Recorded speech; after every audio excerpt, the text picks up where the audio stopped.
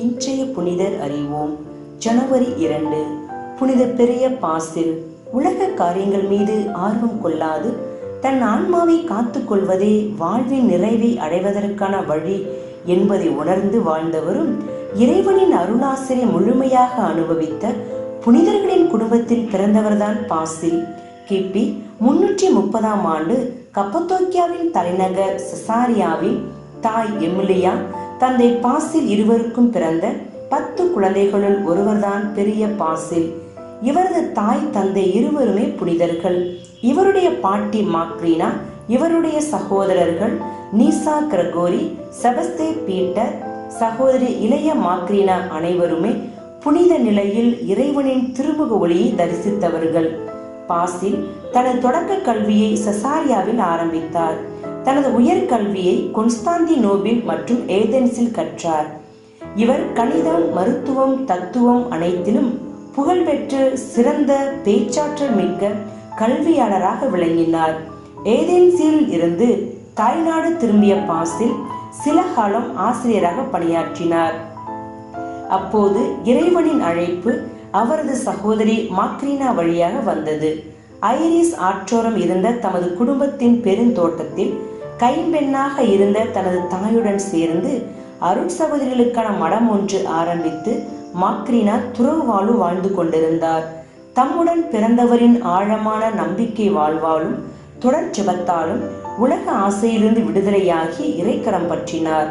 பாசில் நற்செய்தியை ஆர்வத்துடன் ஆழமாக வாசித்து அதன் உந்துதலால் தனது செல்வங்களை எல்லாம் விற்று ஏழைகளுடன் பகிர்ந்து கொள்வதும், தன் வாழ்க்கையின் அனைத்து எதிர்பார்ப்புகளையும் கைவிடுவதும், உலக காரியங்கள் மீது ஆவல் கொள்ளாதபடி தன் ஆன்மாவை காத்து கொள்வதுமே வாழ்வின் நிறைவை அடைவதற்கான வழி என்பதை உணர்ந்து கொண்டார்.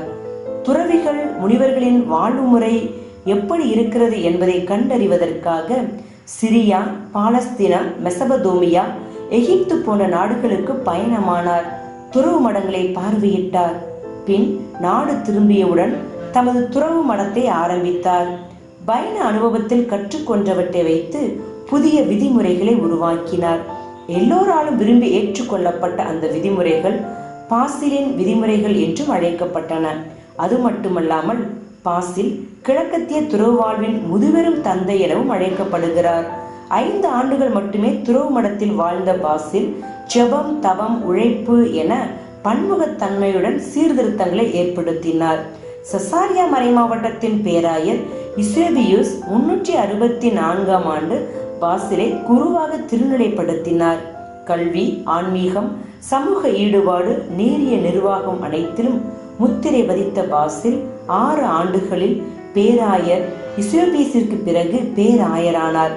தனது காலத்தில் ஆதிக்கம் செலுத்திய இறைத்தந்தையும் இயேசு கிறிஸ்துவும் ஒரே இயல்பு கொண்டவர்கள் இல்லை, மாறாக ஒத்த இறையியல்பு கொண்டவர்கள் என்னும் ஆரியூஸின் தப்பறை கொள்கைக்கு எதிராக போராடினார்.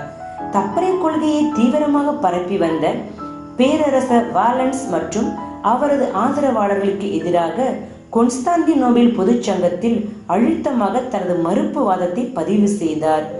குருக்கள், பொது நிலையினர் அனைவரும் திருச்சபையின் ஒழுங்குகளை நம்பிக்கையுடன் கடைபிடிக்க முறைப்படுத்தினார்.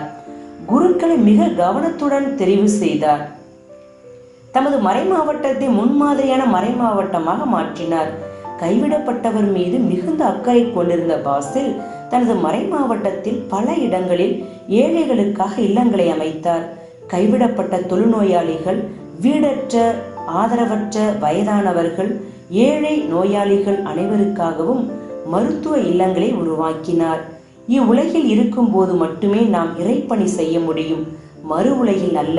எனவே இவ்வுலக வாழ்வு முழுவதிலும் இறையேசுவின் பணியை செய்வதே மிகப்பெரிய பாக்கியம் என்பதை உணர்வோம் என்று மற்றவர்களுக்கு போதித்ததோடு அதையே தமது வாழ்வாகவும் வாழ்ந்து காட்டினார். மூவர் இறைவன் மனு உருவான வார்த்தையை பற்றி தெளிவான கருத்துக்களை தமது மறைவுரையில் வழங்கினார். நற்கருணை ஆராதனை வழிபாட்டு நிகழ்வுக்கு பாசில் தொடக்க புள்ளியாய் இருந்தார். ஆயிரம் மறை வல்லுநருமான பாசில் 379ஆம் ஆண்டு ஜனவரி 1 தேதி இறையடி சேர்ந்தார். புனிதரிடமிருந்து கற்போம்.